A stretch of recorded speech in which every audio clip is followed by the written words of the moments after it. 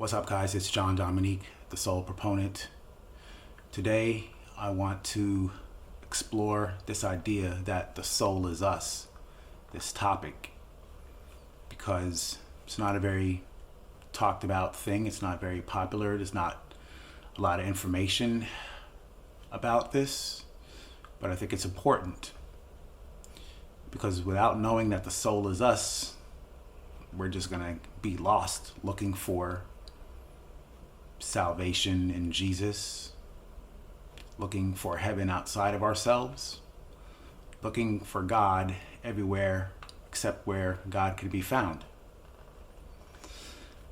So the path to God is inward, inside ourselves, in the depths of our own consciousness. But if you're diligent and you study yourself and study your actions, you can see in most traditional belief systems, including traditional Christianity,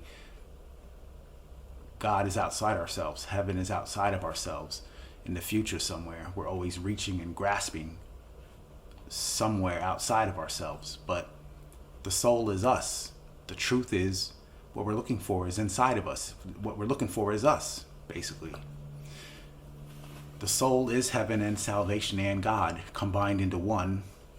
So this idea of trying to believe in Jesus to get to heaven, living up to an image of being a good Christian, they don't work. And we can tell they don't work. You can just check in your own experience. If you're honest with yourself, you can see that the value we get from living up to these ideas don't last. And if we're even more serious about it, and we go a little deeper, we can see that trying to live up to an image of being a good Christian is just a self-image, something that doesn't exist. It's an idea in our mind. We think we can get to heaven and to God based on all these ideas. The traditional Christian, the message that they give us: oh, wait till you're dead to get to heaven. Wait until you're good, do good works to get to heaven. Wait until you believe in Jesus. Wait until you're born again. One thing after another. It's always conditional. But the soul is us. The soul is unconditional. The truth is, when we let go of these ideas of who we think we are, we begin to become aware of the truth of the soul. And the soul is us. And the way that happens, the way most people experience it, is it's almost like a deductive process of peeling back, of reverse engineering and undoing and unlearning. And there's a shedding away of layers and veils. This can be scary because you're going to end up with nothing, basically. Most people turn their backs on this, and that's the point of the story where Jesus, the burial and the rejection of Jesus, that's what that points to. It's a parable about the process of spiritual awakening to the soul. The soul is us. We come across emptiness as we progress on the path. We shed more and more of these layers. There's less support for ourselves, less support for our identity of who we think we are. And this identity of who we think we are is what stands in the way. We have these ideas of who we are that we've invested in all our lives, and this has been passed down through the generations. Generation after generation, it's been building and growing, and nobody really questions it.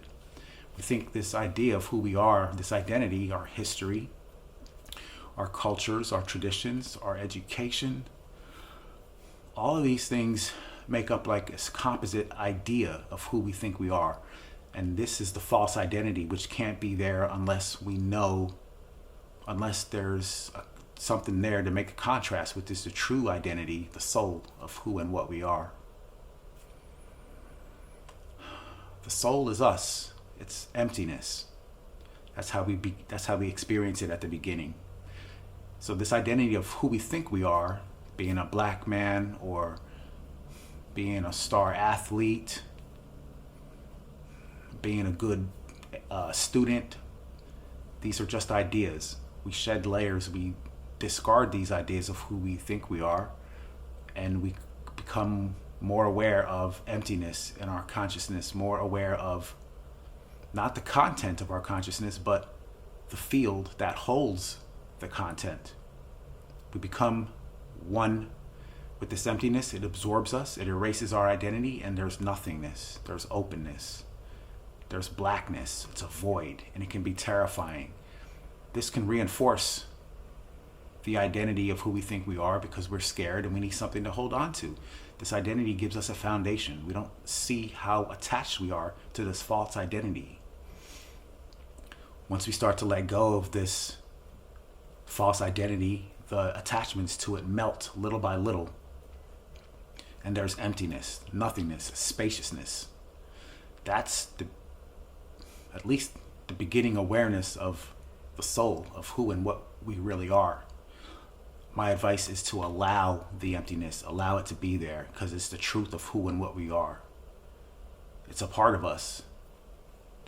Some traditions will say that the soul is not part of us, but that's not true. You can check in your own experience. And people say that because they want to distance themselves from it. They don't want anything to do with the soul. They want to turn their backs on it because they have something more important. That more important thing is living up to an agenda, playing some type of role in an organization,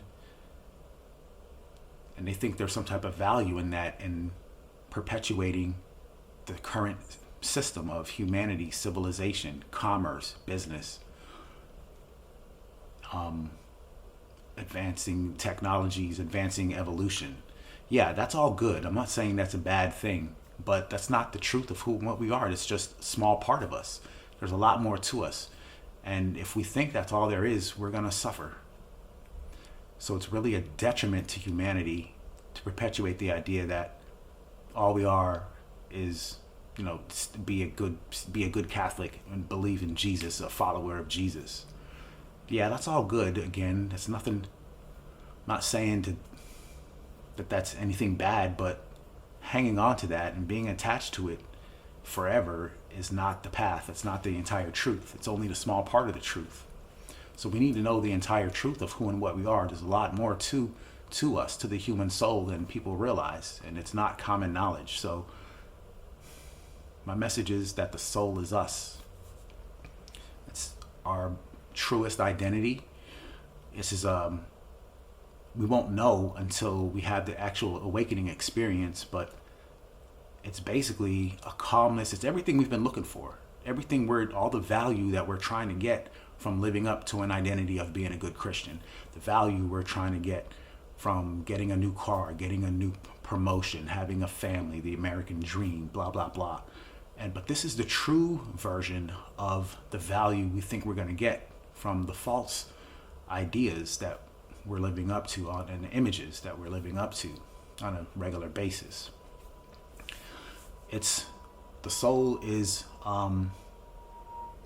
it's the true value. It is richness. It is luxury.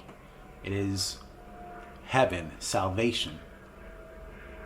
Everything we've been looking for. It's the fulfillment, the longing of all of our fulfillments, all of our desires, all of our hopes, every single last one of them. There's a price to pay. The price is to let go of what we're trying to hang on to, basically. And there's going to be no control. And that can be scary. But the truth of who and what we are is the soul is us. The soul is us means that it's being. There's not going to be your usual familiar patterns, your usual conditionings that we've been depending on all of our lives. Like, the roles of being a father, a mother. We have all these roles and ideas of who and what we think we are according to civilization to make society work smoothly. Those are all good things. Those functions are important. We need them in our lives, but they're not the entirety of us. The soul is our true identity. And we can't know this true identity without knowing the false identity. So we need to see that the false identity, the value we get from this false identity, doesn't last. And that's how we know what's the falseness. This takes a very deep type of work. It's not just a one-time thing. And when we get to that emptiness, at first it could terrorize us, and it could reinforce our dependencies, on our attachments of wanting to live up to this false identity. Allow that to happen. We have to allow that. We have to accept the fact that we're living up to a false identity, a false pretense. It's going to hurt. It's like going to the gym and working out. At first, the beginning, it's going to be painful. But if we stick with it, if we're sincere in our heart and we purify ourselves, we'll grow and develop. It's like a progressive type of movement. Might take 3 steps forward, 2 steps backwards, or vice versa. We have to allow that to happen, allow it to unfold. We're not going to have any control over that. It happens on its own. We don't have any say. It's not up to us. And if we think it's up to us, then we need to see that we're living up to a false identity, an image, an idea of what we want to happen, what we think is best. That's not it. It's basically the reverse of that. It's letting go, allowing what's there to happen, and accepting the acceptance of what's there, no matter how painful. It's the loving of the truth at all consequences. And the cost is pretty heavy. And that's why most people turn their backs on it. Like the story of Jesus, the burial and the rejection. This is us. We're the ones who are rejecting the soul. We're the ones who are rejecting God by trying to perpetuate this idea of playing into the roles of my company and perpetuating business and money and commerce. So yeah, we've got all these ideas of what we want to happen. We have to let those ideas die. It's a scary proposition, but it's the truth.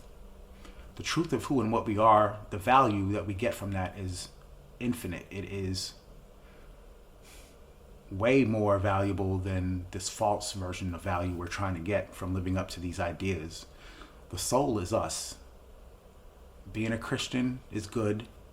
That's not the entirety of us. That's just a small part of us. There's a lot more to us. Without knowing anything about the soul, we'll be lost and we'll continue to suffer, and we'll pass that down to the future generations, and the world will continue to get crazier and crazier as it's been happening. You can see, if you look through history, it's like slowly some frogs in water when the temperature is slowly being turned up, and we can just see this because things are getting worse. The soul is us. This is the truth of who and what we are. And it's important that we understand, that we know that this is a thing. I'm not just here for my health. This is for everyone's benefit that I'm speaking this message. I recommend, if you know anybody who's interested in this, let them know about it. Tell a friend, like my video, help me get this message out. This is important stuff. The soul is us. John Dominique, the Soul Proponent.